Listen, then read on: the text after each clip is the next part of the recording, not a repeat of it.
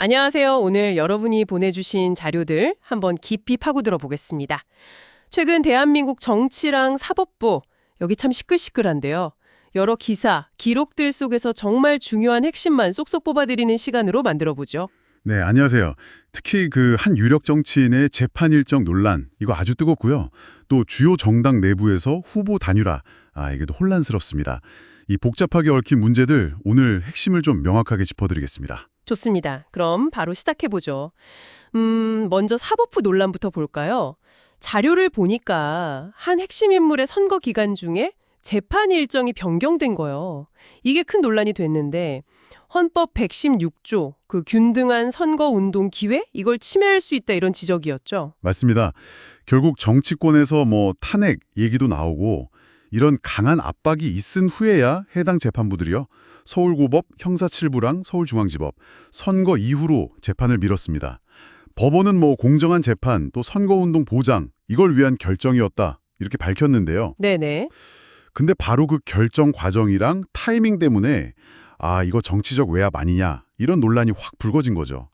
그런데 말이죠. 정말 좀 놀라운 건 대법원이 이 인물의 상고심 기록, 6만 페이지래요. 이걸 단 이틀 만에 검토하고 파기환송 결정을 내렸다는 거예요. 아니, 이틀 만에요? 이게 물리적으로 가능한가? 자료 보면서도 계속 그 생각이 들던데요. 그렇죠. 그래서 로그 기록 당장 공개해라, 이런 요구가 막 터져 나왔던 거고요. 네, 특히 그 천대엽 법원 행정처장, 처음에는 전자 기록으로 봤다 이랬다가요. 네. 나중에는 종이 기록이 원칙이다, 이렇게 말을 바꿨어요. 이 혼란을 더 키웠죠. 그러니까요. 말이 바뀌니까 더 의심하게 되잖아요. 맞습니다. 대법관들이 정말 그 방대한 기록 직접 다 본 거 맞냐? 아니면 재판연구관 요약 보고서 여기에 주로 의존한 거 아니냐? 이런 근본적인 불신이 깔린 겁니다. 심지어 판사들 내부에서도요. 조유대 대법원장 사퇴해라, 이런 비판글 김주옥, 노영남 부장판사 등도 나오고, 또 아니다, 옹호하는 글도 나오고 의견이 막 갈리고 있어요. 판사들 사이에서도요? 네.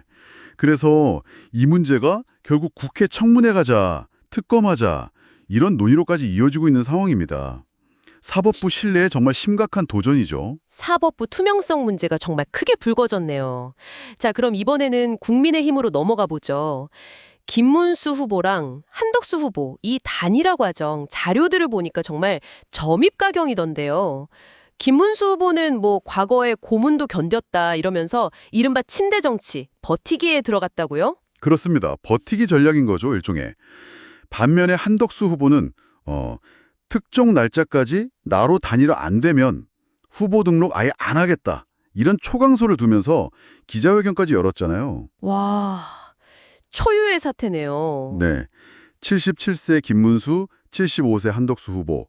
이 두 원로 정치인의 자존심 싸움에다가 당 지도부, 권성동, 권영재 이런 분들 압박까지 뒤엉켜서요. 정말 극심한 혼란 그 자체입니다. 심지어 홍준표 전 시장은 이 과정에 용산이랑 당 지도부가 개입했다, 공작이다 이런 주장까지 했고요. 네, 그런 주장까지 나왔죠. 더 놀라운 건 권성동 원내대표가 자기 당 대선 후보인 김문수 씨를 향해서 알량한 후보 자리 이런 말까지 하면서 공개적으로 비난을 했다는 거예요. 그 발언이 정말 파장이 컸죠. 아니, 내부 갈등이 이 정도면 정말 통제불능 아닌가 싶을 정도인데요. 정을 도왔다는 거예요? 네, 당직자가요? 네. 그래서 이게 공직선거법 위반 소지가 있다, 이런 지적도 나오고 있습니다. 법적인 문제로까지 번질 수 있겠네요. 그렇죠. 만약에 가처분 신청 같은 법적 분쟁으로 가서 인용이라도 된다면 정말 최악의 경우에는 국민의힘이 대선 후보를 못 내는 그런 초유의 사태까지 갈 수도 있다, 이런 관측마저 나오고 있습니다. 와, 정말 복잡하네요. 오늘 함께 살펴본 자료들, 대한민국의 사법부 그리고 또 거대 정당 내부에서 벌어지고 있는 이 심각한 균열, 또 절차적 정당성에 대한 큰 물음표를 던지고 있는 것 같습니다. 노골적인 권력 다툼이랑 원칙이 훼손되는 거 아니냐는 우려가 막 뒤섞여 있는 모습이에요. 네, 그렇습니다. 사법부는 정치적 중립성, 신뢰, 여기에 큰 상처를 입었고요. 국민의힘은 리더십 부재, 그리고 심각한 방향성 혼란을 그대로 보여줬다고 할 수 있겠죠. 각 기관의 어떤 본질적인 역할, 책임, 여기에 대한 근본적인 성찰이 정말 시급해 보입니다. 마지막으로 여러분께 이런 질문을 던져보고 싶습니다. 이처럼 국가의 중요 기관들 내부에서 벌어지는 극심한 갈등 그리고 절차를 둘러싼 논란들, 이게 앞으로 우리 한국 사회와 정치 전반에 어떤 영향을 미치게 될까요?